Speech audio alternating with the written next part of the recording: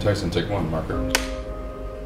There's a line that emerged in Destiny 1 that wasn't planned for, but is very deliberate by the person who put it in the game, and is very resonant for Destiny players, and resonant for me as a person.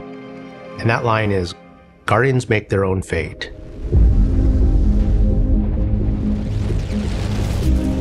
That still gives me goosebumps. For me, that has sort of become a touch point for the Destiny story.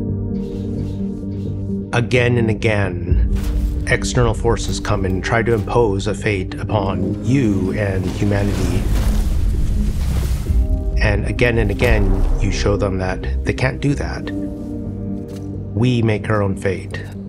That's not just a powerful theme of Destiny, it's also a powerful theme for us as people, as both developers and as humanity. We make our own fate.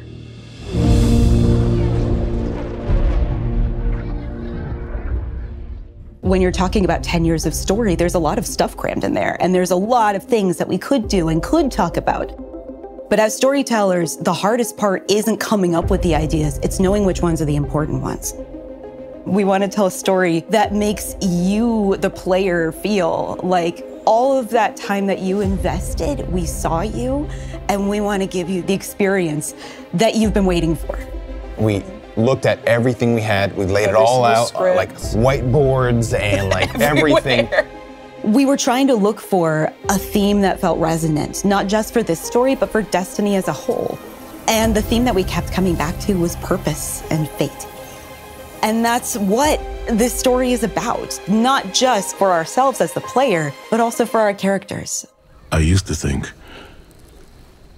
I'd give anything to bring you back. I cried quite a few times doing those scripts because I treated it with the love of a fan. Every time I opened a script, I was like, what would I want to see? What would I want to hear? You get to see their emotional journey, the struggle of how do we defeat the witness.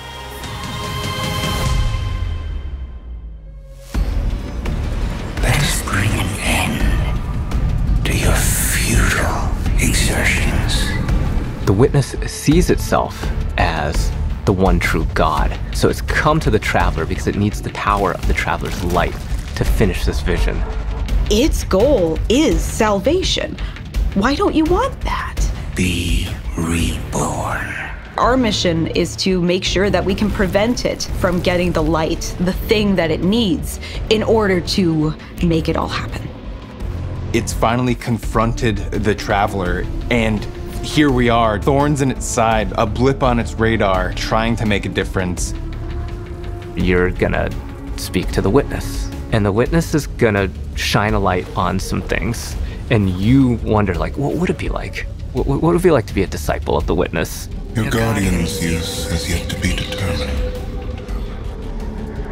We're in need of a god killer.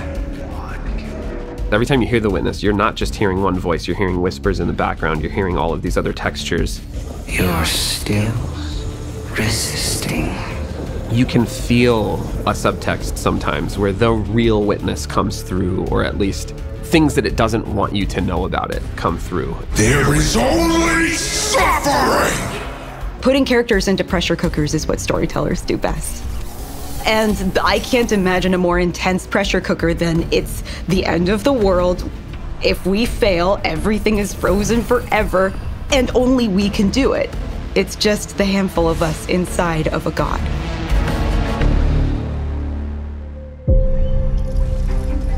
There were a couple of themes that we had when we started on the Feel Hard. The two main ones that I remember were surreal and shattered to spire.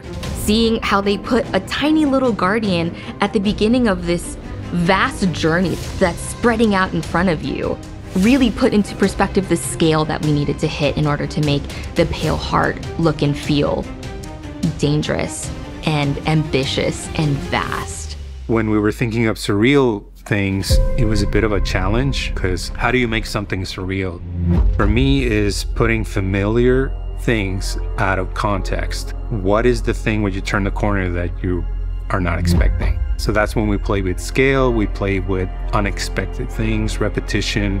There's this awesome piece of concept art that is like this massive ghost in the horizon, and you just like go over there and it's just like broken down in the middle, and it's just weird in a way that is unsettling but at the same time feels very visceral. Another one that we used was body parts, and it sounds a bit strange because we didn't want to do body horror. So I was taking screenshots from the game and just trying to find silhouettes and things that would look surreal. And I started replacing all the trees with hands.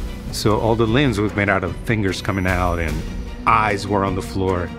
And I do remember our direction was like that, like more hands. Are there hands holding up the freeway in which we were born? Yes. You'll recognize it instantly, and then almost as quickly, you'll realize you've never been here before. I definitely feel like there's some aspects of the Pale Heart where like, this is freaking weird and scary. I want to take that risk. I want to push a little bit of what expectations of a destination can be, and I hope that players love that. As players progress, they get to see more influence of the Witness, not just on the Traveler, but also on the races that it's interacted with that we've seen so far. The Dread are a result of the Witness experimenting with the light. So while it's inside the Pale Heart, it's able to access the light as it's trying to siphon it. It is using that light to create and alter new and different combatants. And so we've encountered some of these members before. Now we have a name for them. The new Dread units. They're using a new language, collaborating with narrative. We went through and used this constructed language tool to generate different phrases and figure out like grammar structures and other things. The pyramid language that the new Dread units speak is actually translatable. So players, if they're really interested in figuring out what the pyramid units are saying, could decipher these. Kos yen itget, baktoku vakad. The Husks are an interesting addition to Destiny because you've never fought anything like them before. We talked about, oh yeah, they need some big weapons. Like, it needs to look like this thing is serious business. They wanted a bit of a secondary unit on it, so like a 2-in-1. As the sketches were progressing, we were kind of like, oh, this feels like it's sentient.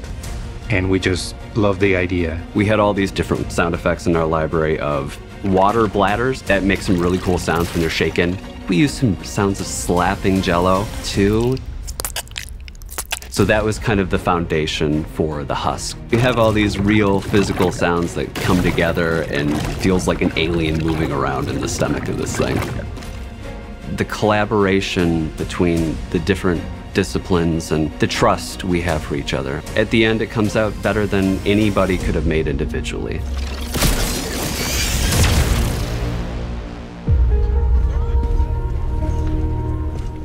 There's a moment where you realize, looking at the final shape, that it's not just a story about the Guardian's journey, it's also kind of the story of Destiny's journey.